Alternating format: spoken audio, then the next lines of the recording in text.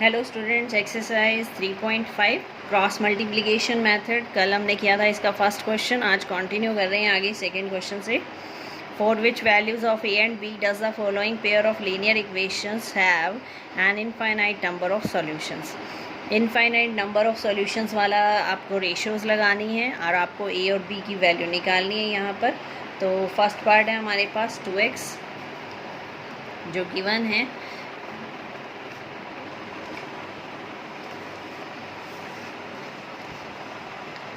तो जो गिवन है वो है 2x plus 3y is equal to 7। तो पहली इक्वेशन बन जाएगी आपकी 2x plus 3y is equal to 7 और सेकेंड इक्वेशन बनेगी हमारी जो गिवन है a minus b into x plus a plus b into y is equal to 3a plus b minus 2।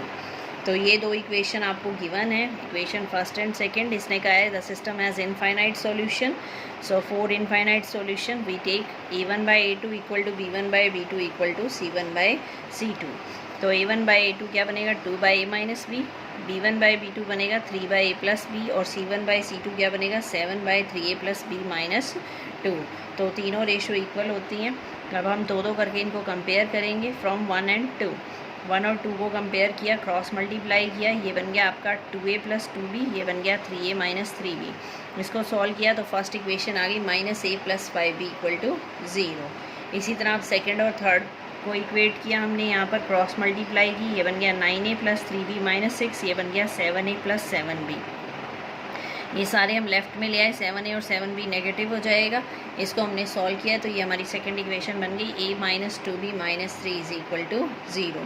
तो a और b में हमारी दो इक्वेशन बन गई हैं। अब हम इन्हें सॉल्व करेंगे। यहाँ पर मेथड मेंशन नहीं है तो कोई भी मेथड अप्लाई कर सकते हैं। हमने यहाँ सब्स्टिट्यूशन लिया है तो minus a plus 5b equal to 0, 5b equal to a, b की वैल्यू हो जाएगी a by 5। Now putting the value of b in equation 5। b की जो वैल्यू है, जो इक्वेशन हमने बनाई थी सेकेंड वन b में, उसमें पुट करना है।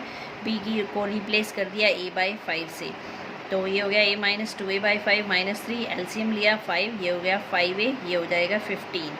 तो 5a माइनस 2a बन गया 3a, 3a minus 15 equal to 0, 3 common, a minus 5 equal to 0, that means a is equal to 5। अब a की वैल्यू 5 यहाँ पुट कर देंगे तो 5 बाई 5 हो जाएगा और 5 बाई 5 हो जाएगा तो b की वैल्यू क्या आ जाएगी 1। इनफाइनाइट सॉल्यूशन वाला केस लगाया, कंपेयर की हमने इक्वेशंस। इनफाइनाइट सॉल्यूशन में क्या होता है, तीनों रेशियोज आपकी इक्वल होती हैं, तीनों को इक्वेट किया हमने। फिर फर्स्ट सेकंड से एक इक्वेशन बनाई, सेकंड और थर्ड से एक इक्वेशन बनाई, दोनों को सॉल्व किया हमने और ये आ गई आपकी a और b की वैल्यू। सेम यहाँ पर सेकंड पार्ट है 3x plus y is equal to 1, 2k minus 1x plus k minus 1 y equal to 2k plus 1। ये दो इक्वेशन आपको गिवन है तो ये हम लेफ्ट में ले आए -1, ये बन जाएगा माइनस ऑफ 2k प्लस 1।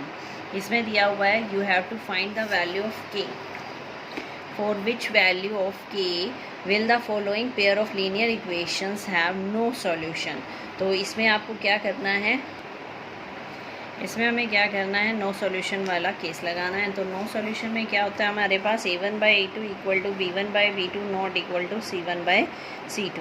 तो a1 बाई a2 क्या बनेगा आपका 3 by 2k minus 1, b1 by b2 क्या बन गया आपका 1 अपॉन k माइनस 1 और c1 बाई c2 क्या बन गया minus 1 by minus of 2k minus 2k plus 1। Minus से माइनस कैंसिल हो जाएगा। कंपेयर करा फर्स्ट और सेकंड को, यहाँ से क्रॉस मल्टीप्लाई करना आपको, ये 2k माइनस 1 यहाँ आ जाएगा और k माइनस 1 यहाँ चला जाएगा। तो ये आ गई आपकी इसकी calculation, k is equal to 2। तो आपको k की वैल्यू निकालनी थी, k की वैल्यू कितनी आ गई आपकी 2। तो ये थी एक्सरसाइज आपकी 3.5 का सेकंड। अब आ रहा है हमारे पास थर्ड क्वेश्चन। थर्ड क्वेश्चन में क्या है हमारे पास, सॉल्व करना है, दो लीनियर इक्वेशंस गिवन है।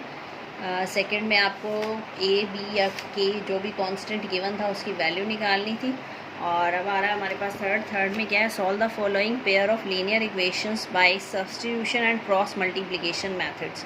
दोनों मेथड का यूज़ करके आपको ये क्वेश्चन सॉल्व करना है। तो सबसे पहले दोनों इक्वेशन लिखी हमने फर्स्ट और सेकेंड। सबसे पहले करते हैं सब्स्टिट्यूशन मेथड। सब्स्टिट्यूशन में क्या करते हैं, किसी एक वेरिएबल की वैल्यू निकालते हैं तो हमने ये इक्वेशन ली 3x + 2y - 4, यहाँ से 3x की वैल्यू निकाली, राइट साइड पर ले गई, ये बन गया 4 - 2y और 3 नीचे आ गया, ये बन गया 4 - 2y/3। तो ये जो x की वैल्यू इस इक्वेशन से निकाली है, ये आपको दूसरी इक्वेशन में पुट करनी है। तो 8 यहाँ x की जगह रिप्लेस कर दिया हमने 4 - 2y/3। ऐसा क्यों करते हैं हम? सारी इक्वेशन सिंगल वेरिएबल में हो जाती है और उसकी वैल्यू आ जाती है। तो ये 8 से मल्टीप्लाई हो जाएगा, 8 4 = 32, 8 2 = 16, 3 एलसीएम आ गया, 3 5 = 15, 3 9 = 27। कंप्लीट एलसीएम ले लेते हैं तो फिर ये कैंसिल हो जाएगा आपका 3। तो यहाँ बन गया आपका 32 - y = 27, माइनस y की वैल्यू आ गई -5, तो y की वैल्यू आ गई 5। अब y की वैल्यू 5 यहाँ पुट करेंगे, x की निकालेंगे, y की वैल्यू 5 पुट करें तो 5 2 = 10, 4 - 10 कितना हो जाएगा? 4 - 10 इज़ -6, -6/3 कितना हो जाएगा? -2।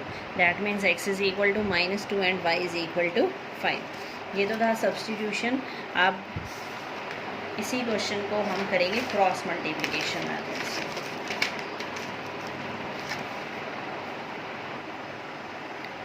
तो 8x + 5y - 9, 3x + 2y - 4 = 0। तो ये हमारे पास रेशियोज इक्वल नहीं है, यूनिक सॉल्यूशन है इसका। क्रॉस मल्टीप्लिकेशन से सॉल्व करते हैं, इसकी रिक्वायरमेंट नहीं है, ऊपर सीधा डायरेक्ट कर सकते हैं यहाँ पर। तो हमने क्या करना है, सबसे पहले x के कोएफिशिएंट्स लिखने हैं।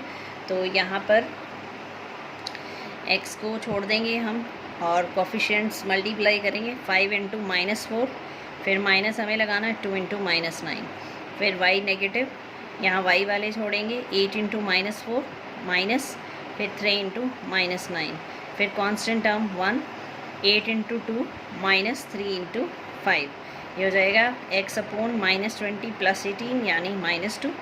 इसी तरह y को सिंप्लीफाई करेंगे तो ये आ जाएगा -y/-5, यहाँ सिंप्लीफाई किया तो आ गया 1।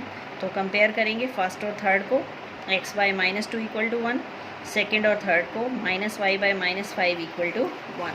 तो यहाँ से कंपेयर किया तो x की वैल्यू आ गई -2, y की वैल्यू आ गई 5। तो एक ही क्वेश्चन को दो मेथड से किया, वैल्यू तो सेम ही आएगी, क्वेश्चन सेम है।